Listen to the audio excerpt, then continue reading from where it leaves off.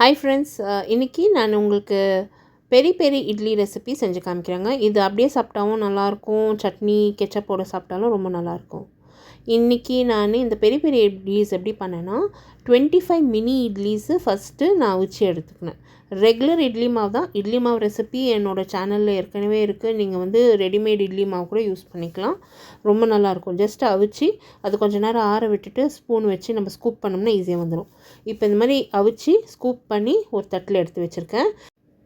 நிலக்கடலை நல்லா வறுத்து மேலே இருக்க தோலெல்லாம் நீக்கிட்டு ஒன்றும் பாதியமாக இடித்து எடுத்து வச்சுருக்கேன். வெங்காயம், பச்சை மிளகா, பூண்டு, கருவேப்பிலை பொடியாக நறுக்கியிருக்கேன்.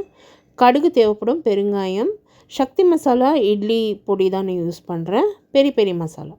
ஸோ எல்லாருக்குமே ஒரே ஈவனாக அந்த டேஸ்ட் கிடைக்கணுன்னா அதுக்கு தான் நான் பிராண்டட் ஐட்டம்ஸ் உங்களுக்கு காமிச்சிட்ருக்கேன். நீங்கள் வீட்டில் செய்கிற இட்லி பொடி கூட யூஸ் பண்ணிக்கலாம் இந்த ரெசிபிக்கு.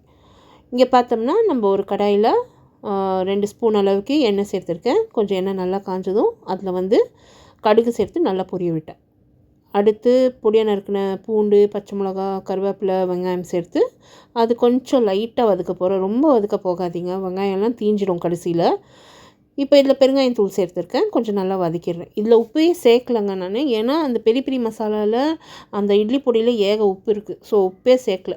இட்லி மாவுலேயும் நான் உப்பு சேர்த்துருக்கேன். இப்போ ஒன்றும் பாதியமாக இடித்து வச்சுருக்க அந்த வறுத்த வேர்க்கடலை சேர்த்துருக்கேன். பட்டர் 1 டேபிள் ஸ்பூன் சேர்த்து நல்லா வதக்கிட்டேன். இப்போ இதில் அந்த இட்லி நான் அவிச்ச இட்லியை சேர்த்து அது ஒரு 2லேருந்து 3 நிமிஷம் நல்லா வதக்க விட்டேன்.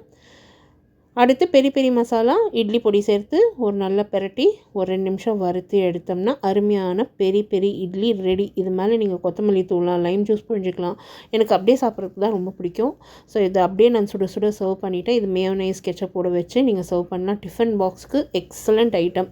ஸோ ட்ரை பண்ணுங்கள். ஈவினிங் டிஃபன் ஸ்நாக்ஸ்க்கு இது மாதிரி பெரி பெரி இட்லிஸ் நீங்களும் ட்ரை பண்ணி வீட்டில் என்ஜாய் பண்ணுங்கள். இந்த மாதிரி ரெசிபீஸ்க்கு என்னோடய சேனல் சப்ஸ்கிரைப் பண்ணுங்கள், ஃபாலோ பண்ணுங்கள். உங்களோட கமெண்ட்ஸ் அண்ட் லைக்ஸ் போஸ்ட் பண்ணுங்கள். அடுத்த வீடியோவில் சந்திக்கிறேன்.